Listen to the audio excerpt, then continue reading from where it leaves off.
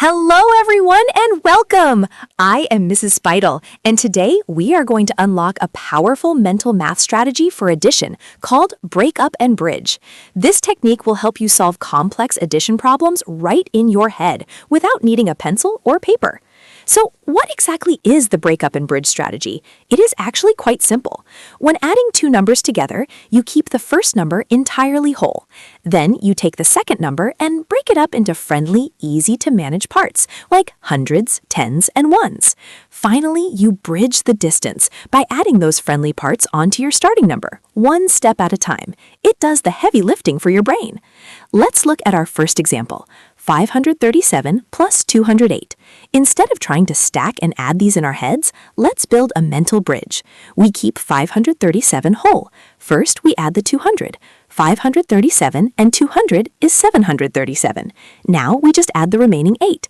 737 plus 8 is 745. And there is your answer.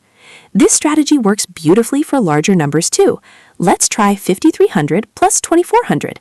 Keep the first number whole. 5,300 plus 2,000 is 7,300. Now bridge the gap by adding the remaining 400. 7,300 plus 400 gives us our final answer, 7,700. You can even use this strategy with decimals. Let's solve 4.2 plus 3.5.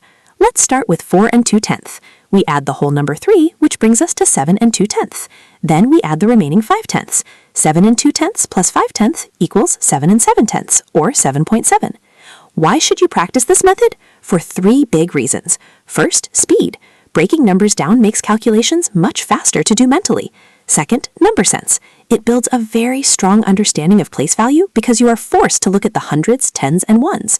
And third, accuracy. Adding step by step is much easier for your brain to keep track of, which heavily reduces the chance of making a mistake. Now that you know how to build a mental bridge, it's time to put it to the test. Let's try some mental math problems. Thank you so much for watching, and I will see you in the next video.